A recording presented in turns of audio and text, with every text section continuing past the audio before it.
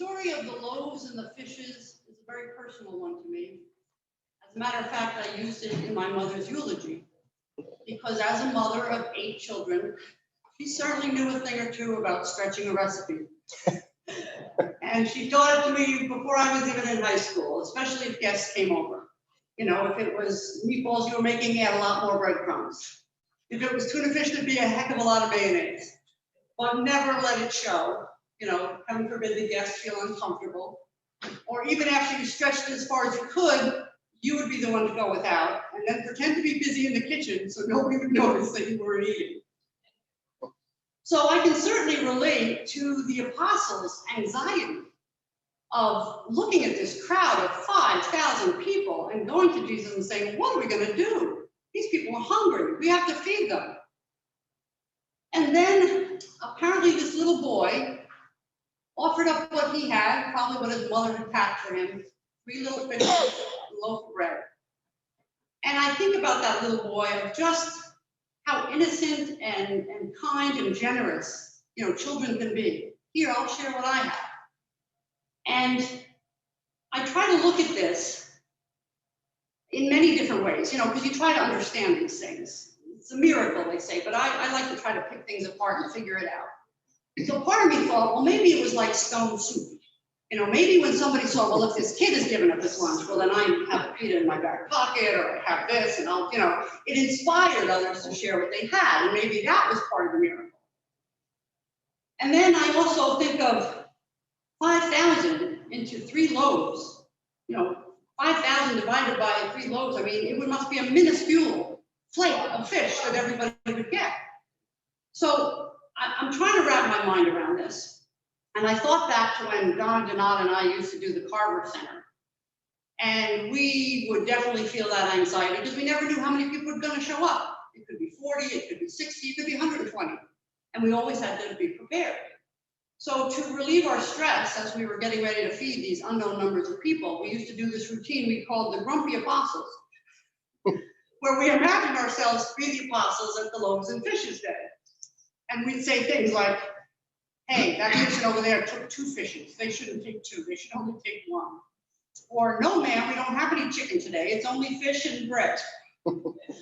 and just these kind of things to relate to trying to do God's work under very difficult circumstances. And then I come to think about the next day when they come to find him. After everybody's eaten, you know, now they're going to look for him. And I find it amazing that they asked him, well, what wonders are you going to do to show me who you are? Well, hello, were you not there yesterday when he made 5,000 people, plenty of food? Did you miss that? So there's that feeling. And then it sort of sunk into me that it's not about the food. It's really not about the food. It's about the spirit and then the generosity that Jesus inspires in all of us. Do the right thing, to take care of each other. And that maybe this little boy was like the spark that started the whole thing rolling, and Jesus was like the multiplier, you know, took that spark and multiplied it many, many times. And that's really the miracle. And that's sort of the miracle that I think we can see in our own lives sometimes. Have you ever done something for someone or just done the right thing, and suddenly it seems like everybody around you seems to be into doing the right thing, or going along, and I'll help out, and what can I do, and let me donate this. So I think that's the message I like to take away, is that we can be the spark, and we can take care of each other, even under difficult circumstances. And we need to think about the food that Jesus gives us, that he talks about in today's gospel.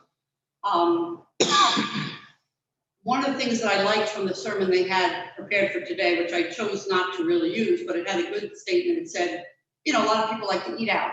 You know, sometimes they might eat out once or twice, several times a week. But what about if they ate out only once a week and they never ate anything the rest of the time? So that was sort of pointing to, if Jesus is the food and we only come to church and eat the food once a week, you know, aren't we pretty hungry? So it talks about using the daily meditations in the Book of Common Prayer and just sort of integrating more of the Jesus and spirituality into our everyday life. And it said that people who pray a lot or try to be devout, it's not that they have less trouble come to them. It's that they feel more prepared when the trouble does come. And they feel more comforted and able to withstand the difficult times. So, in conclusion, that's what I think I'm going to take away from this, is that we need to connect more, share more. It's not about the food. Maybe if you get the chance, just be the spark. Thank you.